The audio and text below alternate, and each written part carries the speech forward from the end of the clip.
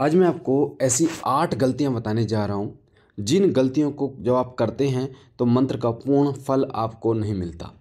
अगर आप इन 8 गलतियों को करते हैं तो इन गलतियों को बिल्कुल भी ना करें, क्योंकि इन गलतियों के कारण जो आप साधना करते हैं, जो आप मंत्र जप करते हैं, उसका पूर्ण फल नहीं मिलता।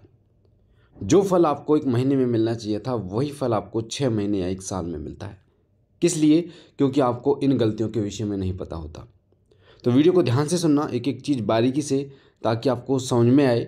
और साथ साथ में शिव कृपा चैनल को सब्सक्राइब करना, साथ ही बेल आइकन को जरूर प्रेस करना। तो आइए शुरू करते हैं। जब भी आप मंत्र जप करते हैं तो माला से जब आप करते हैं, मंत्र जप करने के लिए आपके पास माला होती है, गौमुखी होती है। एक आसन पर बैठकर आप मंत्र जप करते हैं। एक मंत्र होता है जिस मंत्र का आप जप करते हैं। आप आसन पर बैठकर माला से जब जप करते हैं तो कुछ 8 गलतियां आप कर देते हैं जिनके कारण से वो मंत्र पूर्ण रूप से जागृत नहीं होता, उस मंत्र का फल आपको प्राप्त नहीं होता।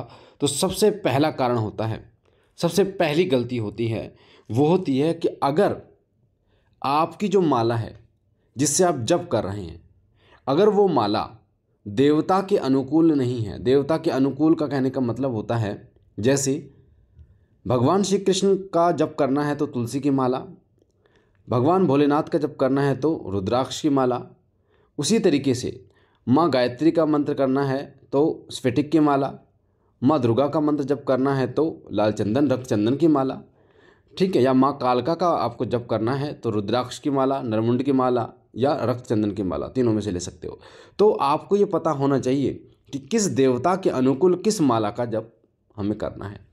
अगर आपको ये नहीं पता तो अन्य किसी माला से जप कर आप करना शुरू कर, जैसे बाबा भोलेनाथ के लिए आप तुलसी की माला से जप करना शुरू कर दोगे तो उस जप का फल आपको नहीं मिलेगा।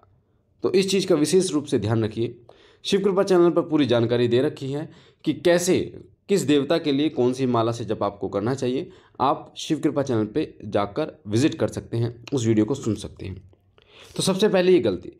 दूसरी गलती आप करते हैं कि माला का शुद्धिकरण नहीं करते। अगर माला का शुद्धिकरण नहीं है तब भी आपको उसका पूर्ण फल नहीं मिलेगा, ना ही वो मंत्र जागृत होगा। अब शुद्धिकरण कैसे करना है वो सुनिए ध्यान से। जब भी आप मार्केट से माला लेके आते हैं, सबसे पहली बात तो जैसे रुद्राक्ष की माला, आप उदाहरण मैं बता देता हूँ आपको, लेके आते हैं तो रुद्राक्ष की माला 100 रुपये की भी मिलती है, 200, 500, 700, 800 रुपये की भी मिलती है। पर जो टेस्टेड माला होती है रुद्राक्ष की, क्योंकि रुद्राक्ष भी कई प्रकार का होता है, ऐसा नहीं है कि रुद्राक्ष मिलना असंभव है, मिलता है, मिल जाता है, पूजा की दुकान पे मिल जाता है।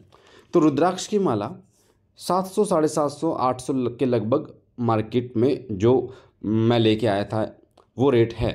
और जो अभी हमारे जो शिष्य हैं दरबार से जो दीक्षित हैं उन्होंने भी ली तो ये इसी रेट के हिसाब से मिली थी जो टेस्टेड माला है। तो रुद्राक्ष की माला आप लेके आते हैं दुकान से, तो सबसे पहले आपको आके उसका शुद्धिकरण करना है, पंचामृत से उसको स्नान कराना है, ठीक है। पंचामृत से स्नान कराने के बाद गंगाजल से स्नान कराना है। उसके बाद एक कटोरी घी में उसको रात भर डुबो के रख दीजिए, यानी शाम को, जैसे आज शाम आपने डुबो को रख दी वो घी में, अगली सुबह उस माला को निकालिए, गंगाजल से धोइए साफ कपड़े से। उसे साफ करने के बाद आप दीपक के, जो आपने दीपक प्रज्वलित किया अपने इष्ट देव का, उसकी ज्योति के ऊपर से 7 बार घुमाकर धूप दीप दिखाइए माला को, और माथे से लगाकर सबसे पहले गणेश भगवान का मंत्र जप कीजिए। ओम गंग गणपते नमः, ओम गंग गणपते नमः, ओम गंग गणपते नमः।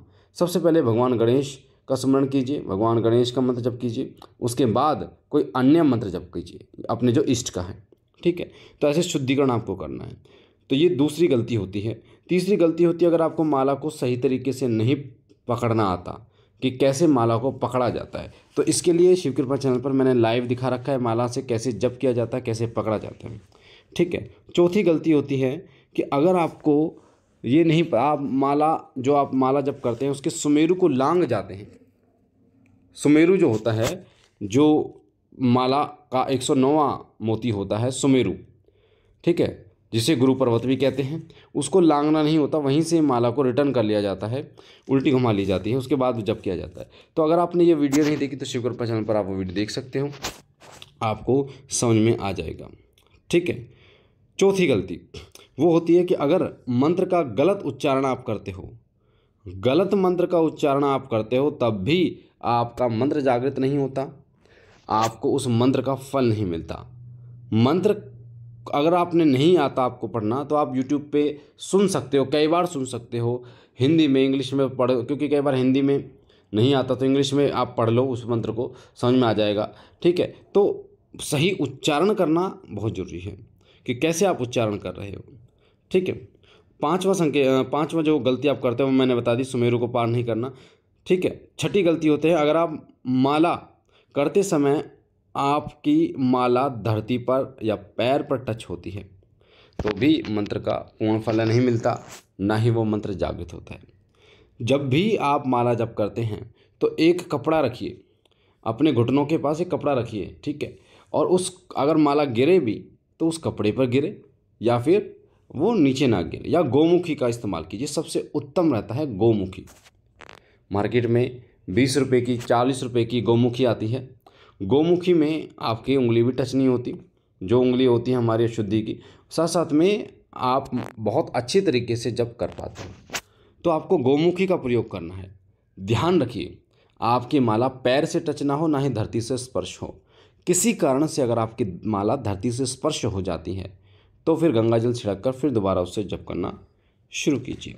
सातवीं गलती जो आप करते हो वो होती है कि मंत्र की संख्या में अगर आप उतार चढ़ाव करते हो। उतार चढ़ाव क्या होता है कि आपने साधना शुरू की और साधना में आपने आज 5 माला जप कर ली, कल जो है वो आपने 3 माला जप कर ली और आपने अपने संकल्प को पूर्ण नहीं किया, आपका संकल्प पूर्ण नहीं हुआ, आपकी साधना खंडित हो गई। तो ऐसे नहीं करना आपको। ठीक है, तो आपको इस चीज़ का विशेष रूप से ध्यान रखना है कि जब भी आप मंत्र जप करें तो उतार चढ़ाव नहीं करना आपको संख्या में, या तो कम ज़्यादा करें या जितना संकल्प आपने लिया है उतना ही उस मंत्र का जप करें, पर आपको उसको खंडित नहीं करना। और 8वीं गलती होती है कि आप मंत्र जप करते समय पे आपका ध्यान मंत्र पर होना बहुत ज़रूरी है। अगर आपका ध्यान मंत्र पर नहीं होगा, अगर आपको मंत्र का अर्थ नहीं पता होगा तो भी मंत्र का फल नहीं मिलता, क्योंकि भाव जागृत नहीं होता जब तक आपको उसका अर्थ ना पता हो। तो मंत्र का पहले अर्थ समझिए क्या है, उसके बाद जब भी जप करें तो जप करते समय पे आपका ध्यान मंत्र पर होना चाहिए, जिससे उस मंत्र की ऊर्जा आपके शरीर में अवशोषित हो सके, साथ साथ में आपका मंत्र सिद्ध हो सके। मंत्र सिद्ध होगा तो वो कार्य करेगा, जागृत होगा, उसका पूर्ण फल भी आपको प्राप्त होगा। तो इसीलिए इन 8 गलतियों को बिल्कुल भी मत करना जब आप मंत्र जप करोगे, नहीं तो मंत्र आपका जागृत नहीं होगा, सिद्ध नहीं होगा। मुझे आशा है ये जानकारी आपको अच्छी लगी होगी। पहली बार चैनल पे हैं तो चैनल को लाइक कीजिए, शेयर कीजिए, सब्सक्राइब कीजिए और शिव कृपा चैनल को सब्सक्राइब कीजिए, बेल आइकन को दबाइए। बाकी हम मिलते हैं एक नई जानकारी के साथ, तब तक के लिए ओम नमः शिवाय, ओम नमः शिवाय, ओम नमः शिवाय।